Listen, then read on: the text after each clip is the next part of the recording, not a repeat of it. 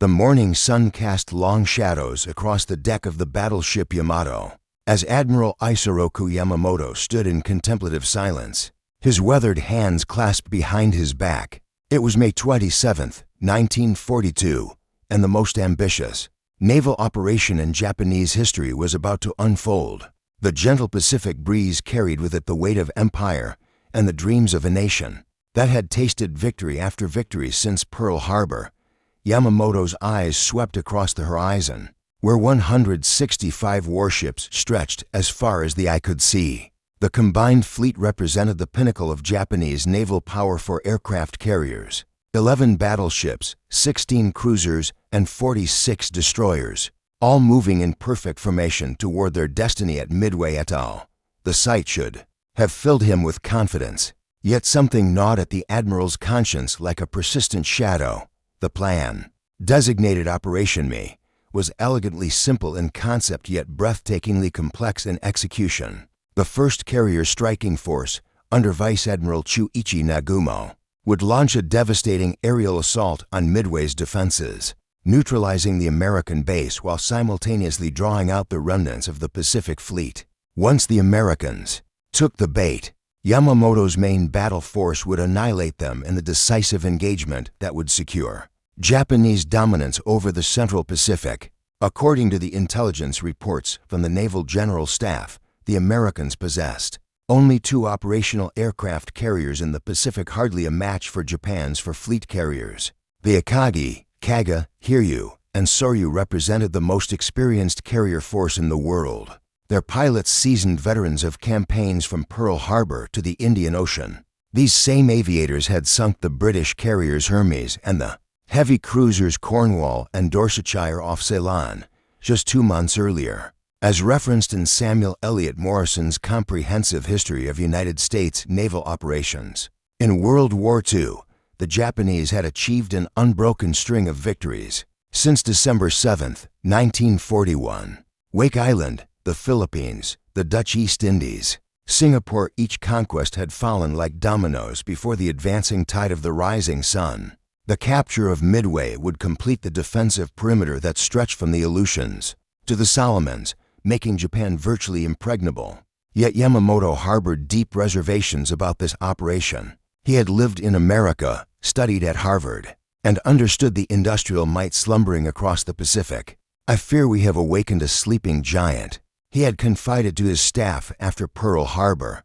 The attack on Midway was not merely tactical, it was Japan's last chance to force a negotiated peace. Before American production overwhelmed the empire, the fleet moved through calm seas, under overcast skies, maintaining radio silence as they approached their objective. On the flight decks of the carriers, mechanics performed final checks on Zero fighters and Val dive bombers, while pilots gathered for last-minute briefings.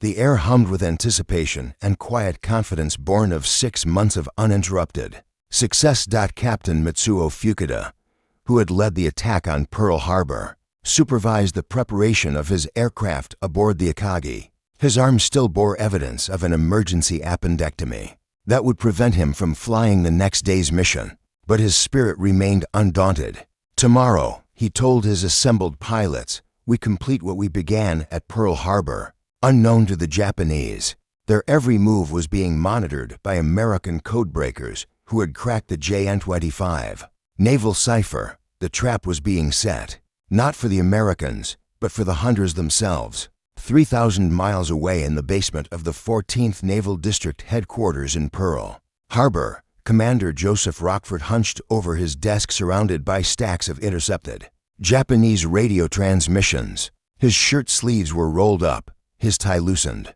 and his eyes bore the telltale redness of countless sleepless nights. The fate of the Pacific War quite literally rested in the hands of this unassuming intelligence officer and his team of cryptanalysts. For weeks, Rochfort's Combat Intelligence Unit had been intercepting increased Japanese radio traffic, all pointing to a major operation designated AF. The fragments were tantalizing, but incomplete references to invasion forces, carrier strikes, and a target date in early June. The puzzle pieces slowly formed a picture that made Rochefort's blood run cold. The Japanese were planning their most ambitious operation since Pearl Harbor, the breakthrough came through an ingenious deception. Rockford suspected that AF referred to Midway atoll, but he needed confirmation. On May 20th, 1942, he arranged for Midway to transmit an uncoded message reporting problems with their water purification system. Within days, Japanese intelligence intercepted and relayed the message, adding that AF appears to be short of water. The trap had worked perfectly. Midway was indeed the target. Armed with this intelligence, Admiral Chester Nimitz, Commander-in-Chief of the Pacific Fleet, made a decision that would alter the course of history. Rather than await the Japanese attack in port, he would position his forces to ambush the enemy fleet. The Enterprise and Hornet, under Rear Admiral Raymond Spruance, would take position northeast of Midway. The Yorktown, hastily repaired after the Battle of the Coral Sea, would join them under Rear Admiral Frank Fletcher's command. The American plan was audacious to the point of recklessness. With only 3 carriers against 4, and many pilots, fresh from training, they would rely on surprise, superior intelligence, and the defensive advantage of Midway's land-based aircraft. The margin for error was virtually non-existent. One mistake could cost them the war in the Pacific. As dawn broke on June 4, 1942, the Japanese first carrier striking force approached Midway from the northwest. Vice Admiral Nagumo, a veteran of the Pearl Harbor attack, felt confident as his ships cut through the swells. His force consisted of the cream of the Japanese Navy, the carriers Akagi and Kaga from the 1st Carrier Division, and Hiryu and Soryu from the 2nd Carrier Division, escorted by 2 battleships, 3 cruisers, and 11 destroyers. At precisely 4:30 in the morning, Nagumo launched the first wave of his attack. 108 aircraft, 36 Kate torpedo bombers converted to carry bombs, 36 Valdive bombers, and 36 Zero fighters roared off the flight decks into the pre-dawn darkness. Lieutenant Joichi Tomonaga led the formation toward Midway, expecting to find the Americans cowering behind their defenses. What Tomonaga found instead was a hornet's nest of activity. Catalina flying boats had spotted the Japanese fleet hours earlier, and Midway's defenders were ready. As the first Japanese aircraft appeared over the atoll at 6:30, they were met by a coordinated response from Marine fighters, Army bombers, and Navy torpedo planes. The battle for Midway had begun, but it would unfold in ways that neither side had anticipated. The Americans' inferior aircraft were no match for the experienced Japanese pilots, but they fought with desperate courage, knowing that the fate of their nation hung in the balance. Meanwhile, high above the Pacific, the decisive phase of the engagement was about to commence as American dive bombers searched for the Japanese carriers. The chess match between Yamamoto and Nimitz was entering its critical phase, and both admirals knew that the next few hours would determine whether the rising sun would continue its ascent or begin its inevitable descent. Toward the western horizon. The cacophony of anti-aircraft fire filled the morning air as Lieutenant Joichi Tomonaga's strike force descended upon Midway atoll like a swarm of angry hornets. At 6:20 on the morning of June 4, 1942, the first bombs began falling on the tiny coral outpost that had become the focal point of the Pacific War. Marine Captain Marion Carl, leading a squadron of obsolete Brewster Buffalo fighters, climbed desperately to intercept the incoming Japanese formation. The American defenders fought with the fury of men who knew they stood as the last barrier between the enemy and their homeland. Major Lofton Henderson's Marine dive bombers, flying ancient Vindicator aircraft that the pilots had nicknamed Wind Indicators, pressed their attacks against overwhelming odds. Henderson himself fell to 0 fighters during the initial assault, but his men continued their desperate runs against the Japanese carriers. From the bridge of the Akagi, Vice Admiral Nagumo watched the destruction of Midway through his binoculars. With professional satisfaction, the American base was clearly outmatched. Its aircraft were inferior, its pilots inexperienced compared to his seasoned veterans. Yet something troubled him as he observed the fierce resistance. These Americans were fighting with a determination that suggested they knew something he did not. At 700 hours, Lieutenant Tomonaga's voice crackled over the radio from his damaged Kate bomber. There is need for a second attack wave. The message sent ripples of concern through the Japanese command structure. The plan called for a single devastating strike that would neutralize Midway completely, allowing the invasion force to land unopposed. Now Tominaga was reporting that while significant damage had been inflicted, the American defenses remained operational. Nagumo faced the first critical decision of the battle. His second-wave aircraft, armed with armor-piercing bombs and torpedoes for attacking enemy ships, would need to be rearmed with land attack ordnance for a second strike on Midway. As he contemplated this change, a message arrived that would alter the entire course of the engagement. Enemy fleet sighted. 10 ships bearing 10 degrees, distanced 140 miles from Midway. The report came from a reconnaissance seaplane launched from the cruiser Tone, delayed by mechanical problems that would prove fatal to Japanese hopes.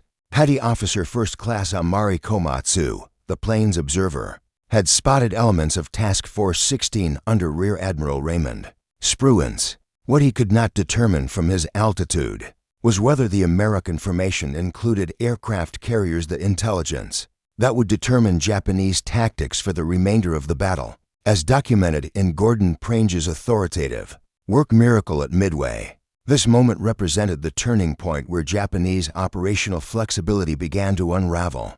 Nagumo now faced an impossible dilemma: continue rearming for the second Midway strike, or prepare his aircraft for a naval engagement against enemy ships of unknown composition. At 7:45, another reconnaissance report arrived. Enemy ships appear to include 1 carrier.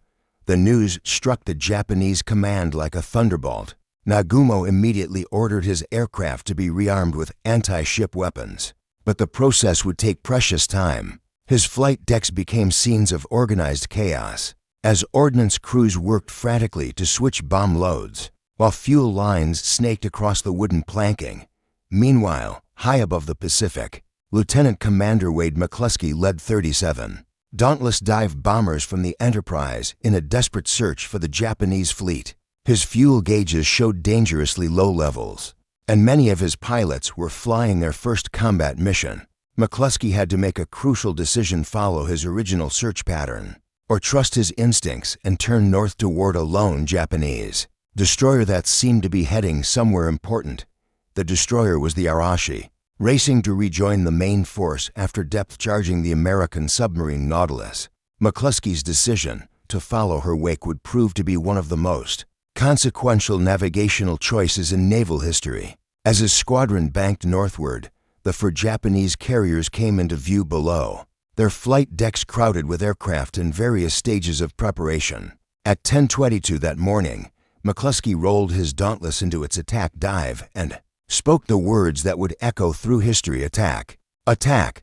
The American dive bombers plummeted toward their targets like avenging angels, their arrival perfectly timed to catch the Japanese carriers at their most vulnerable moment. Fuel lines exposed, ordnance scattered across the decks, and most of their combat air patrol at low altitude after engaging American torpedo bombers. The morning sun glinted off the wings of Lieutenant Commander Wade McCluskey's Dauntless dive bomber as it rolled into its near-vertical attack dive toward the Japanese carrier Kaga. Below him, the carrier's flight deck presented a target-rich environment that would have seemed impossible.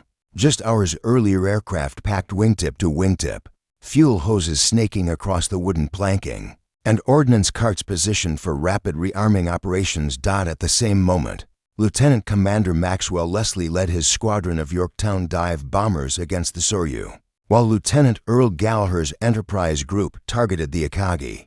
The convergence was not planned, it was the result of navigational errors, RADIO failures, and pure chance that brought 3 American dive bomber squadrons over the Japanese carriers simultaneously at 10:24 on the morning of June 4th. 1940-2. The first bomb struck the Kaga near her island's superstructure, detonating among aircraft spotted for takeoff.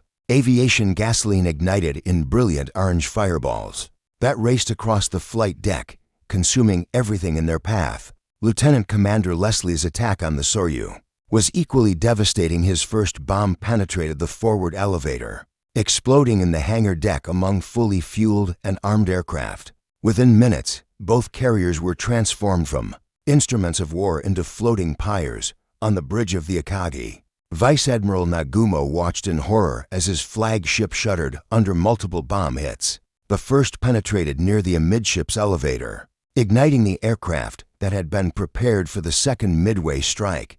Captain Taijiro Aoki, the Akagi's commanding officer, felt his ship's death throes as secondary explosions began tearing through her hull. The pride of the Japanese Navy, veteran of Pearl Harbor and countless victories, was dying beneath his feet. The transformation from triumph to disaster occurred in less than 5 minutes, a span of time that naval historians would later describe as the most decisive moment in the Pacific War. 3 of Japan's finest aircraft carriers, along with their irreplaceable aircrews, were effectively eliminated as fighting units. The careful calculations that had driven Japanese strategy since Pearl Harbor suddenly became meaningless.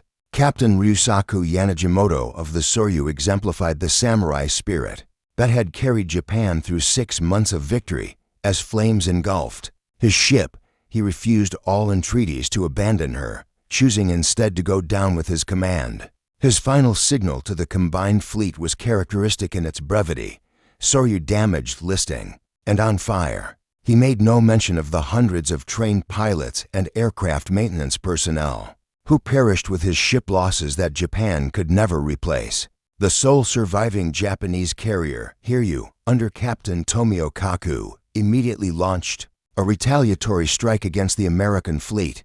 At 10:58, 18 Valdiv bombers and 6 Zero fighters departed the Hiryu's flight deck on a mission of vengeance. Lieutenant Michio Kobayashi, leading the formation, carried with him the hopes of salvaging something from the morning's catastrophe. The American task force was not caught unprepared. Radar operators aboard the Yorktown detected the incoming Japanese strike at 46 miles, providing precious minutes for fighter direction officers to vector combat air patrol fighters into intercept positions. Lieutenant Commander John Thatch, flying an F-4F Wildcat, employed the defensive tactic that would later bear his name, the Thatch Weave, to counter the superior maneuverability of the Zero fighters. Despite the determined American defense, several Japanese bombs found their target. The Yorktown, already bearing scars from the Battle of the Coral Sea, took 3 direct hits that knocked out her boilers and started fires throughout her superstructure. Admiral Fletcher, realizing his flagship was severely damaged, transferred his flag to the cruiser Astoria, maintaining tactical command even as his carrier fought for survival.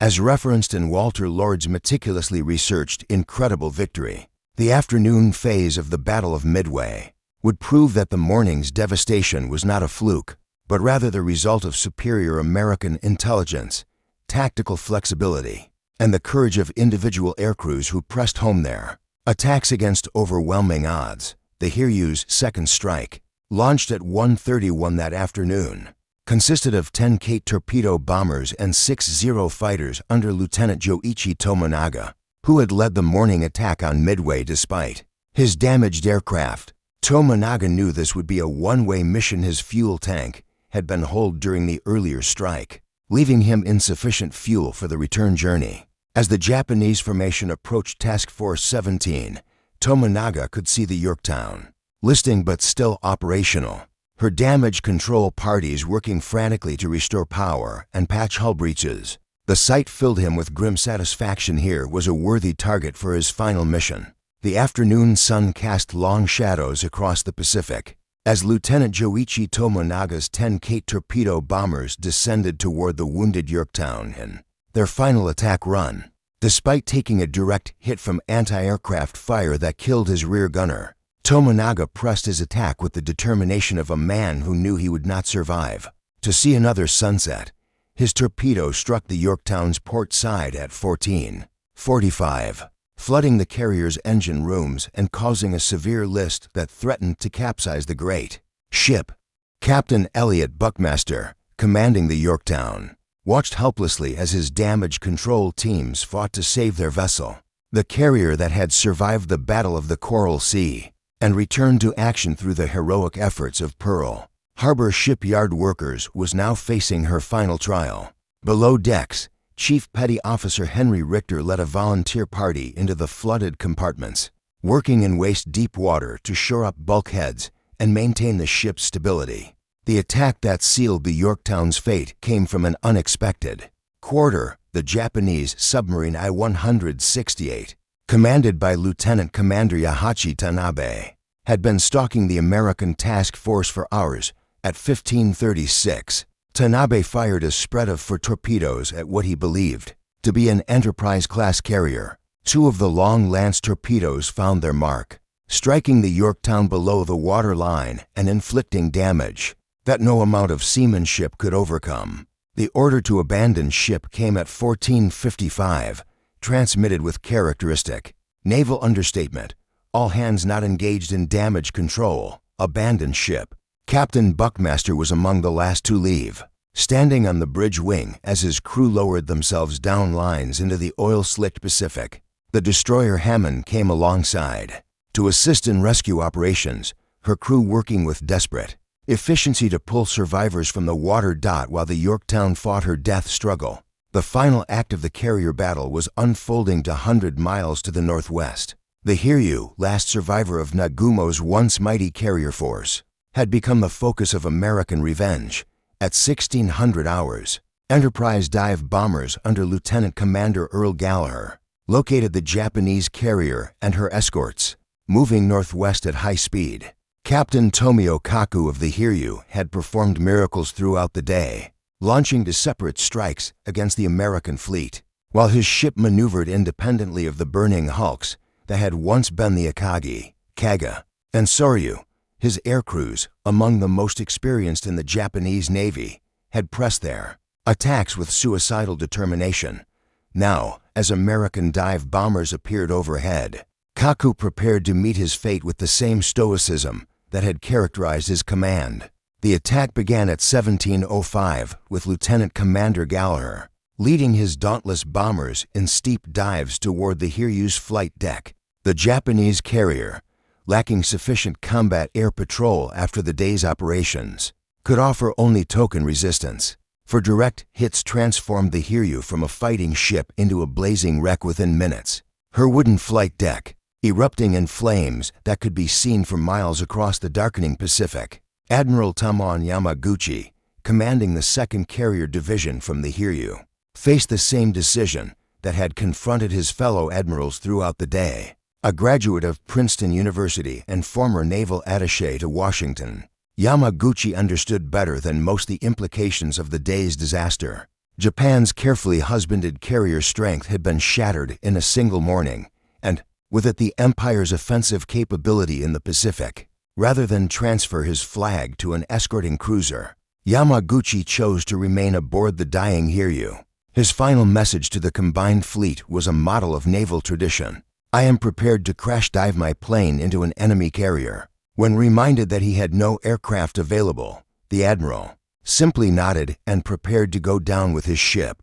Captain Kaku joined him in this ultimate expression of Japanese naval honor. The sinking of the 4 Japanese carriers eliminated not only the vessels themselves, but also the irreplaceable aircrews who had spearheaded Japan's expansion across the Pacific. Pilot training programs that had taken years to develop were decimated in a single day. The loss of experienced maintenance personnel, aircraft handlers, and flight deck crews represented a blow from which the Japanese Navy would never fully recover. As night fell over the Pacific on June 4, 1942, the strategic balance in the Pacific War had shifted irrevocably. The Japanese combined fleet, which had dominated the ocean for 6 months, was in full retreat toward its home bases. Admiral Yamamoto, aboard the battleship Yamato 300 miles to the west, received the reports of his carrier's destruction with characteristic composure, but those close to him noted that he seemed to age years in the span of hours.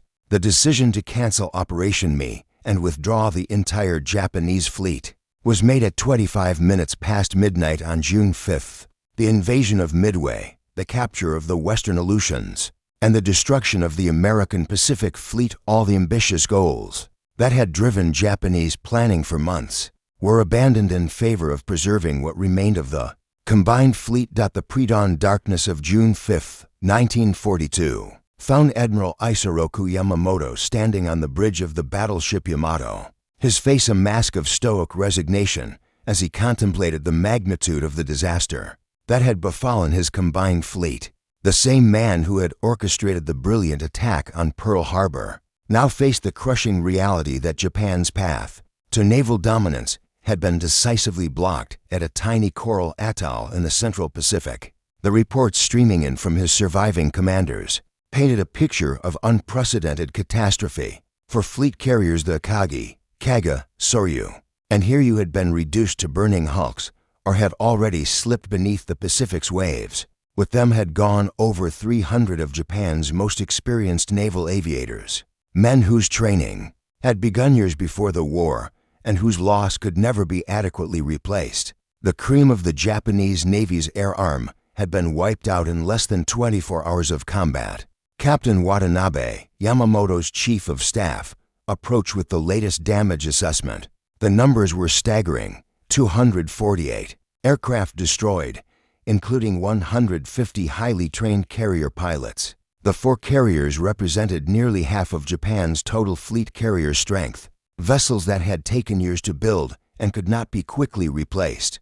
Given the empire's limited industrial capacity, most devastating of all was the loss of institutional knowledge that experienced maintenance crews, flight deck personnel, and squadron leaders who had made the Japanese carrier force the most formidable in the world. Meanwhile, aboard the heavy cruiser Astoria, Admiral Frank Fletcher reviewed American losses with a mixture of grief and amazement.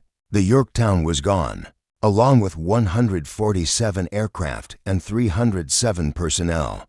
Yet compared to Japanese losses, the Americans had emerged from the battle with their strategic position dramatically improved. The Enterprise and Hornet remained operational, their air groups bloodied but intact, and American industrial capacity promised a steady stream of replacement aircraft and pilots. The human cost of Midway extended far beyond mere statistics.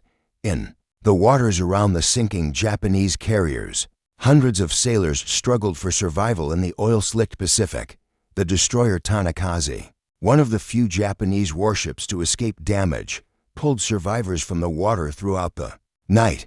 Petty Officer Juzo Mori, rescued from the Hiryu, would later write in his diary, "The sea was full of floating bodies and debris. The pride of the Imperial Navy was scattered across the ocean." Like broken toys, Admiral Yamamoto's decision to retreat marked the end of Japan's offensive capability in the Pacific War. The carefully crafted strategy that had carried Japanese forces from Pearl Harbor to the gates of Australia lay in ruins. The defensive perimeter that was supposed to protect the home islands from American counterattack now had a gaping hole in its center, one that would prove impossible to repair with Japan's diminished resources. The withdrawal of the combined fleet was conducted with the same precision that had characterized its advance. Yamamoto's remaining battleships and cruisers formed protective screens around the surviving vessels while destroyers searched for survivors and provided anti-submarine coverage. The Japanese commander knew that American submarines would be stalking his retreating forces, seeking to compound the disaster that had already befallen his fleet. As documented in John Keegan's comprehensive analysis, The Price of Admiralty, the Battle of Midway represented more than a tactical defeat. It marked the beginning of Japan's inevitable decline as a naval power. The empire's strategy had been predicated on achieving quick, decisive victories that would force the United States to negotiate a favorable peace. The failure at Midway meant that Japan would now face the full might of American industrial production. In a prolonged conflict, it could not hope to win. The news of the disaster was carefully managed by Japanese authorities, who initially reported the battle as a victory with minimal losses. The truth was kept from the Japanese public for months, with even the families of the lost aircrews told only that their loved ones had died in action without specifics about the battle. This deception would later contribute to the Japanese people's shock when the full extent of their military's decline became apparent. For the American forces, Midway represented vindication of their intelligence efforts and tactical flexibility. The codebreakers who had cracked the Japanese naval cipher the admirals who had positioned their forces based on incomplete information, and the pilots who had pressed home their attacks against overwhelming odds had achieved one of the most decisive victories in naval history. The strategic implications of the battle extended far beyond the Pacific theater. In Washington, the victory at Midway provided President Franklin Roosevelt with the political capital necessary to maintain his Europe First strategy while simultaneously building up American forces. In the Pacific, the defeat of the Japanese carrier force meant that American shipping lanes to Australia and New Zealand were now relatively secure, allowing for the massive buildup of forces that would eventually drive toward Japan itself. 6 months after the Battle of Midway, Admiral Isoroku Yamamoto sat in his quarters aboard the battleship Musashi, reviewing intelligence reports that confirmed his worst fears about the battle's long-term consequences. The date was December 7th, 1942, exactly 1 year after Pearl Harbor, but the strategic situation bore no resemblance to the triumphant position Japan had enjoyed 12 months earlier. American industrial production had reached staggering levels that dwarfed Japanese capabilities. The Essex-class carriers rolling off American shipyards represented a new generation of naval aviation that would soon render Japan's remaining carriers obsolete. More ominously, the pilot training programs that had taken Japan years to develop were producing fewer and fewer graduates, while American flight schools were turning out aviators by the thousands. The human cost of Midway continued to reverberate through the Japanese Navy's operations. Captain Minoru Genda, one of the principal architects of the Pearl Harbor attack, had survived the battle aboard the Akagi, but was haunted by the loss of so many skilled pilots under his command. In his private correspondence, he wrote, "We trained for years to create the finest naval air force in the world, only to see it consumed in a single morning. The Americans have learned to replace their losses quickly. We cannot." The battle's impact on Japanese morale was equally devastating, though carefully concealed from the public.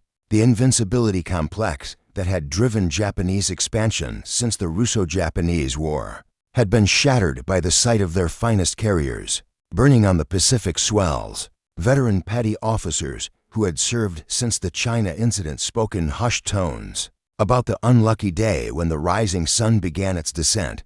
Admiral Chester Nimitz, now firmly established as the dominant naval commander in the Pacific, used the breathing space provided by the Midway victory to plan offensive operations that would have been impossible 6 months earlier. The intelligence network that had made the American victory possible continued to provide insights into Japanese dispositions and intentions. Operation Watchtower, the invasion of Guadalcanal, was already in the planning stages, a campaign that would further drain Japan's diminished resources. The technological implications of the battle proved equally significant. Japanese aircraft design, which had emphasized speed and maneuverability at the expense of protection, was revealed as inadequate for the prolonged air battles that characterized modern naval warfare. American aircraft, though initially inferior in performance, proved more survivable and could be produced in far greater quantities. The Zero fighter that had dominated Pacific skies for the first 6 months of the war was already becoming obsolete. Japan's path to naval dominance ended with Midway's decisive counterblow.